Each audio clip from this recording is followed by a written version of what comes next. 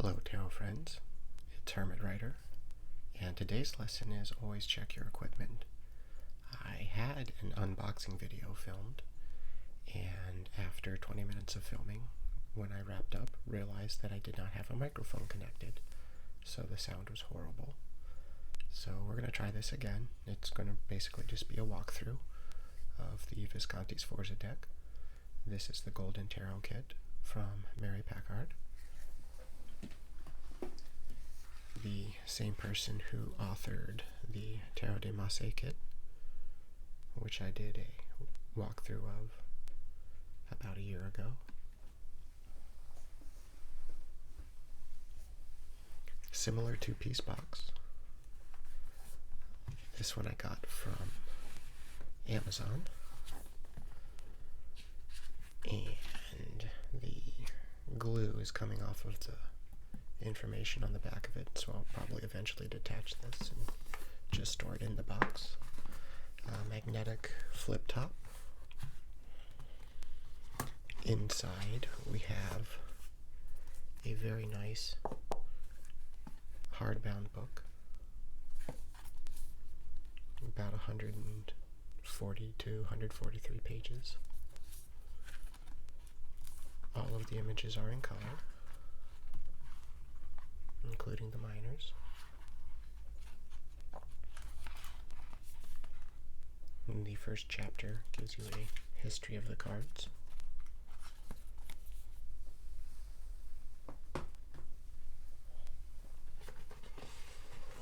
There is a pretty standard purple spread cloth.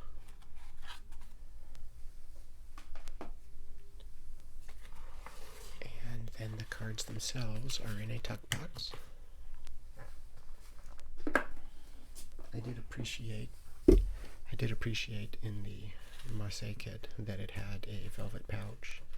These cards are oversized from standard tarot cards. I will probably still wrap them in a bandana of some sort. If memory serves, this deck that is a restoration or recreation, is the dimensions match the dimensions of the original deck.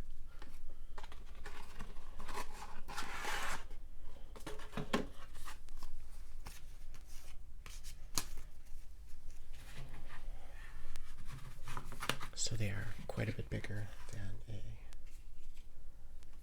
standard tarot card.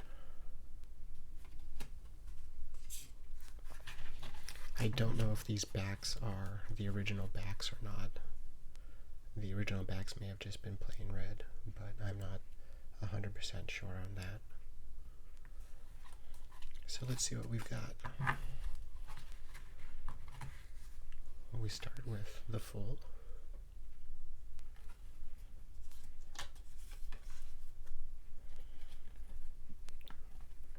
You'll notice that there are no numbers or titles on these cards. So these have been sorted to match as best possible a traditional Marseille tarot deck. This Visconti Sforza version has 74 of what we believe to be the original 78 cards. 4 cards have been recreated, and that would be the Devil, the Tower, the Knight of Coins, and the Three of Swords.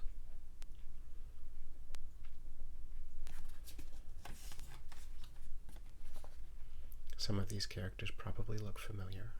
The Pope is pretty straightforward, for instance. The Lover's card also, with a Cupid. Very childlike figures down here, although this is the late Middle Ages, early Renaissance time period, so especially amongst the aristocracy and royalty, child marriages were not uncommon. This deck is estimated to have been originally created, hand-painted, in the early to mid-1400s, probably somewhere between 1425 and 1450. Originally, the artist was presumed to be Bonifacio Bembo or one of his students. There is a little bit of debate now as to whether that's actually the case. I do like this Hermit card. It's more of a Chronos, Father Time figure with the hourglass.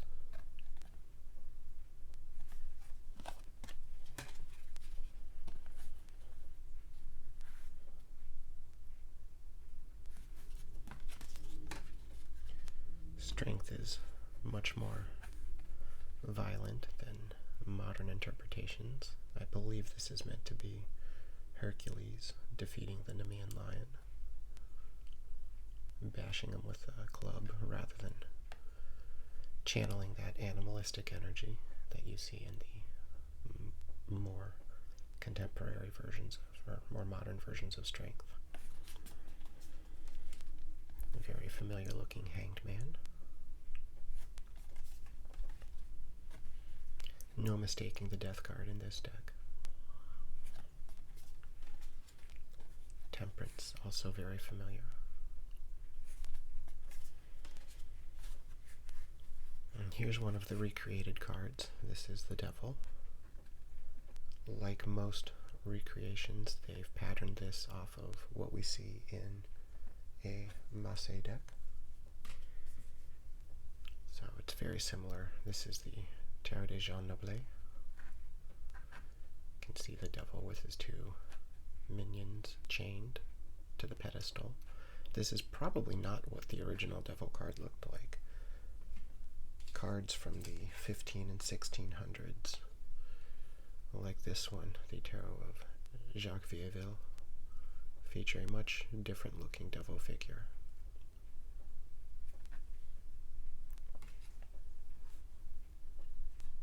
And this is from the Tarot de Paris, dating to about 1650. So, I do think they did a good job of making the figures on this card look like the rest of the deck. I suspect that the faces on these characters are probably templated from faces elsewhere in the deck. So it doesn't, some other recreations of this deck, it really seems to be a jarring break from what the rest of the deck looks like. So I think that the artist did a very nice job with this. I'm not sure who the artist is on this deck. The book probably will tell me. The same person that illustrated the Marseille deck, Rachel Clowes, is the person who restored these cards. So I think she did a very nice job with these restorations. The Tower card is one that probably causes the most controversy among tarot historians and aficionados.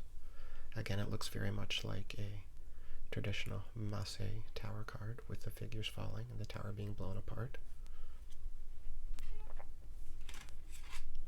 Other early decks take a completely different view of it. La Maison en Dieu really doesn't seem to appear until the French decks, the later French decks. This Vieilleville Tarot has the Tree of Knowledge and a figure receiving that wisdom. And then in the Tarot de Paris, the Tower card is actually called the Lightning, and this card is pretty much bonkers. It takes a few minutes, but you can see that this card features a Hellmouth, which is a creature, probably a Leviathan. There's its nose and its eye. There's an imp riding on its snout, and a person melting in its flaming breath, and another person taking cover, and some type of creature banging on a drum.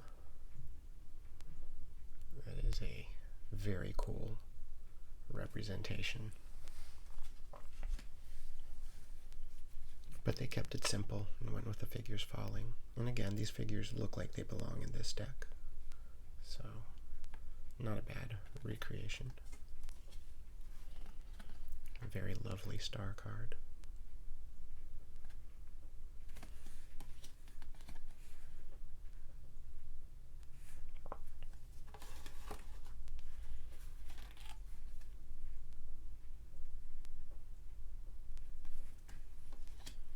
really like this Judgment card.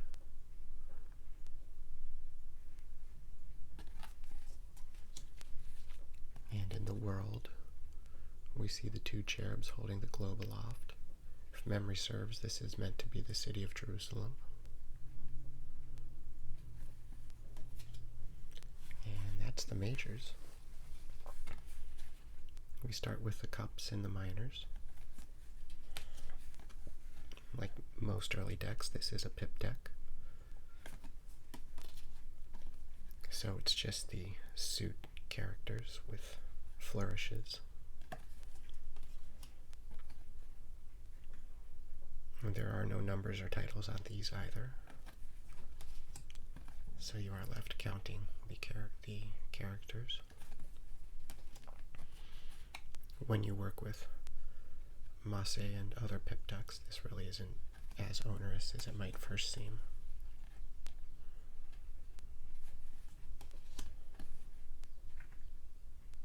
I love these cups. I think they're beautiful.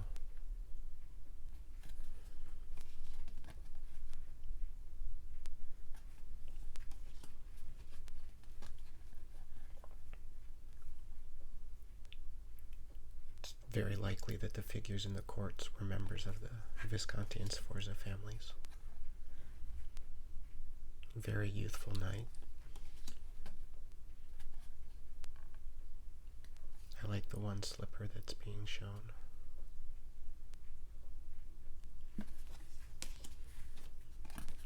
And a very youthful king.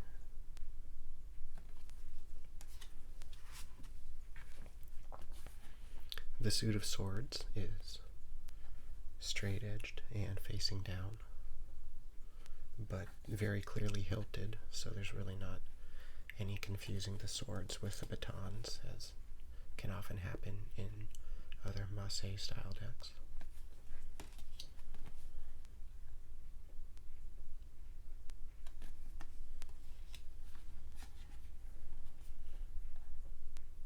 And this was an Italian deck, so this influenced pretty much every tarot deck that came after it.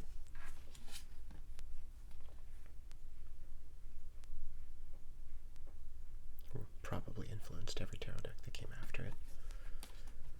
The pips on this seem to very closely match other playing card decks that are from the time period. The big difference was that the majors were added to this deck, possibly an attempt to Christianize or Westernize the tarot and differentiate it from playing card decks imported from Northern Africa and Spain, which were under Muslim control at the time, Moorish control.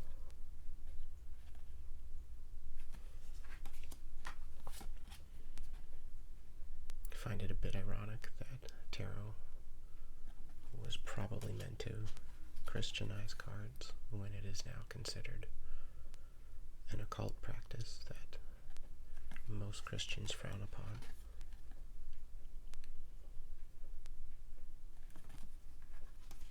Another very youthful king in the King of Swords. And here's the batons. You can see they're also straight, but they're capped at both ends. And I forgot to mention the Three of Swords was one of the recreated cards. There's really not much that was probably needed to be done to recreate that.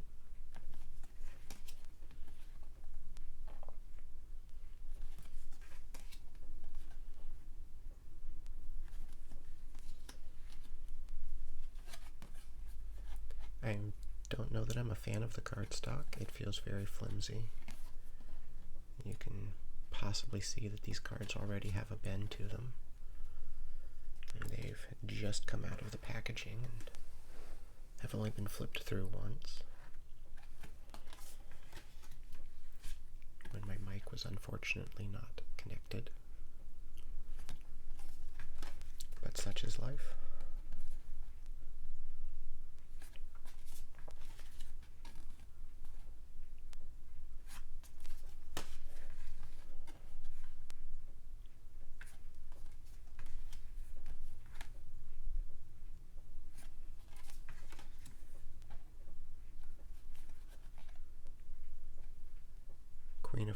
Reproductions seems to have another type of stick in her, what would be her right hand, as does the king. Again, a very youthful looking king.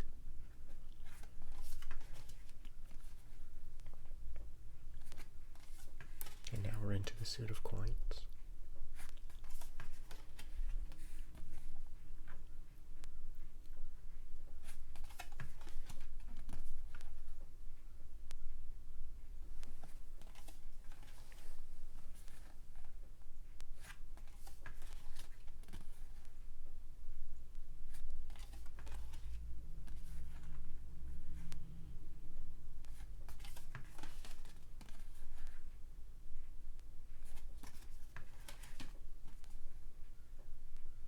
I like the detail work on these coins. I don't know if that's original or if the artist recreated those or created those herself, but they're very pretty.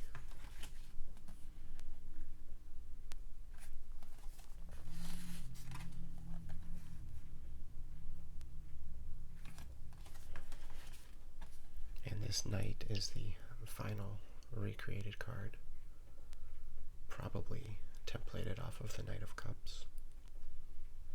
It's changing out the coin for the cup for a coin.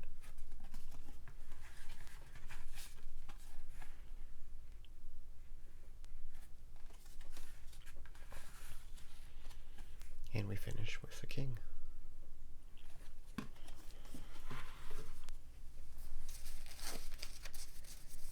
So that is the Golden Tarot recreation of the Visconti Sforza deck.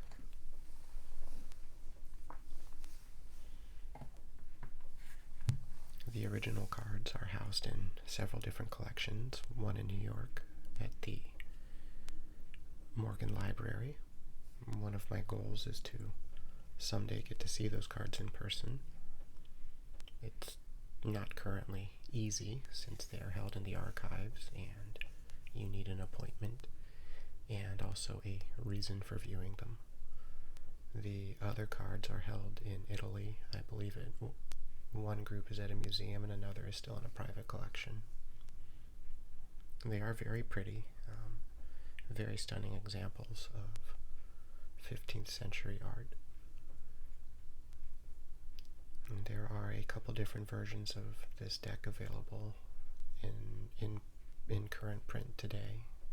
This one, and I believe Llewellyn or Lo Scarabeo also have their version of the Visconti Sforza deck, and US Games has a similar deck, the Carrie Yale Tarot, that has more trumps in it, but fewer original cards.